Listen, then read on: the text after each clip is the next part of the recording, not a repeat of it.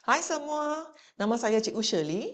Dalam kelas hari ini, cikgu akan membincangkan soalan ke-7 iaitu pemahaman petikan sastra berdasarkan kertas peperiksaan percubaan SPM 2025 bagi BM Kertas 2 Melaka.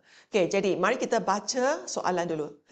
Baca bahan-bahan di bawah dengan teliti, kemudian jawab soalan-soalan yang berikutnya dengan menggunakan ayat anda sendiri. Okey, jadi di sini ada dua bahan diberikan, bahan 1 dan bahan 2. Okey, tapi cikgu sarankan kamu baca keempat-empat soalan yang diberikan terlebih dahulu ya. Supaya masa kamu baca bahan 1 dan bahan 2, kamu akan tahu apakah benda ataupun perkara yang perlu dicari. Okey, jadi dengan itu kamu dapat jimatkan banyak masa ya. Okey, kita baca soalan dulu. Berdasarkan bahan 1, berikan sebab-sebab Aiman berbangga dengan nama sebenarnya. Mengapa Aiman berbangga? Okey, jadi 2 markah ya.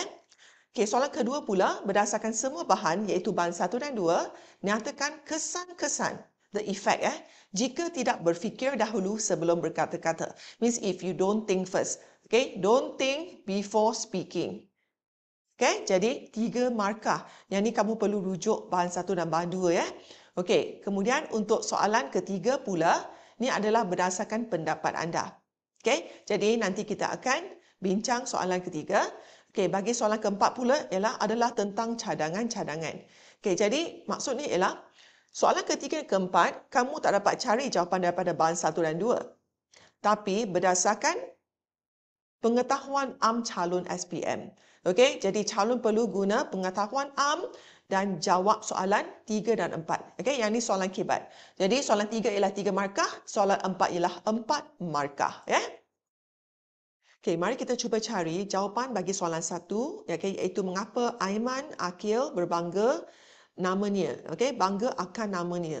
Jadi di sini, okey, Aiman bermaksud insan yang beriman. Okey, Akil pula bermakna yang berakal. Jadi ini ialah jawapan untuk soalan pertama. Okey, cukup ya, 2 markah. Okey, kemudian untuk soalan kedua pula, jadi soalan kedua dia kata nyatakan kesan-kesan jika tidak berfikir dahulu sebelum berkata-kata. Okey, jadi di sini kita perlu rujuk bahan 1 dan bahan 2. Jadi dalam bahan 1, okey, nampak tak sini? Wajah Cikgu Farida spontan berubah, memercikkan darah amarah yang nampaknya macam tidak terkawal. Okey, sampai sini cukup. Jadi ini jawapan untuk soalan kedua ya. Sini. Okey, manakala daripada bahan 2 pula, okey, kita cuba cari isi. Okey, jadi bahan 2 di sini kata nyatakan kesan-kesan. Okey, kalau tak berfikir sebelum berkata-kata ya. Jadi di sini okey, kamu perlu tahu ya maksud tersirat. Okey. Jadi di sini ibarat beringin racun dan upas.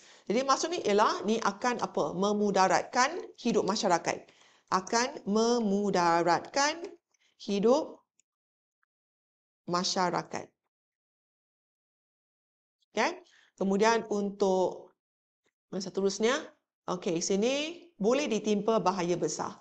Jadi boleh ditimpa bahaya besar. Jadi maksudnya ialah hidupnya, okey, sering diundang masalah. Okey, sering diundang masalah. Jadi ini untuk yang kedua. Okey, untuk soalan kedua. Okey, jadi sekarang cikgu nak present jawapan lengkap ya supaya pelajar dapat tahu bagaimana kita nak tulis jawapan penuh masa peperiksaan. Okey, jadi untuk soalan 1, berdasarkan bahan 1, Aiman berbangga dengan nama sebenarnya kerana Aiman bermaksud insan yang beriman. Okey. Akil pula bermakna yang berakal. Jadi di sini 2 markah.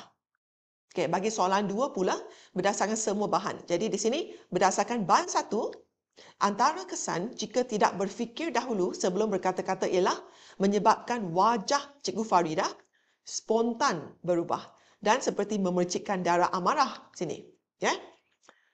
Okey, berdasarkan bahan 2 pula, antara kesan jika tidak berfikir dahulu sebelum berkata-kata ialah akan memudaratkan hidup masyarakat, iaitu daripada frasa ibarat beringin racun dan upas. Okay?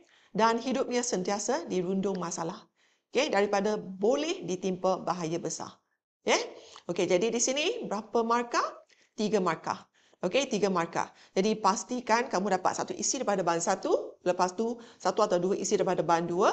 Okey, semak semula, pastikan tiada kesalahan ejaan dan tanda baca. Dapatlah 3 markah, ya. Okey, sekarang kita beralih ke soalan ketiga dan keempat, iaitu soalan kebat. Okey, kita lihat di sini.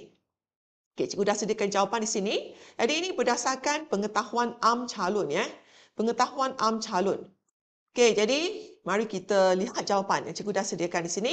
Okey, pada pendapat saya, kepentingan menjaga tutur kata ketika berbicara ialah tidak menyinggung perasaan orang lain. Ya, betul. Okey, bila kita nak berbicara, sebelum tu kita perlu fikir dahulu sama ada akan menyinggung perasaan orang lain ataupun tidak. Will it offend other people? Okey?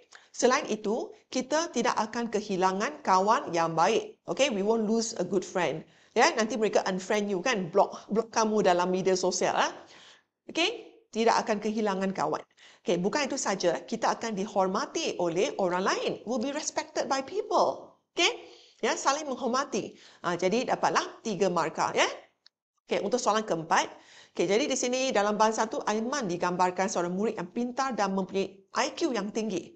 Sebagai sahabat baik Aiman, nyatakan cadangan-cadangan, Miss Wan ada suggestion untuk memastikan potensi murid genius seperti Aiman berkembang dengan baik. Jadi di sini 4 markah. Okay, sebagai sahabat baik Aiman, antara cadangan saya, jadi inilah cadangan, your suggestion ya, untuk memastikan potensi murid genius seperti Aiman berkembang dengan baik ialah memberikan sokongan dan motivasi kepadanya. Give support, give motivation to him. Selain itu, saya boleh mengadakan aktiviti perbincangan berkumpulan. Can have a group study. Okay?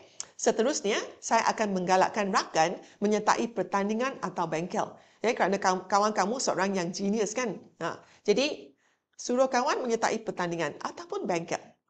Okay, bengkel is workshop. Bukan itu saja, saya akan menyuruhnya menjadi ketua kumpulan. Ketua K, huruf kecil ya. Ketua kumpulan perbincangan. Okay, become the leader in a group study. Okay, jadi di sini dapatlah 4 markah ya. Okay, ingat semak semula, pastikan tiada kesalahan ejaan, struktur ayat dan tanda baca. Okay, lepas tu kita beralih ke soalan ke-8 iaitu novel.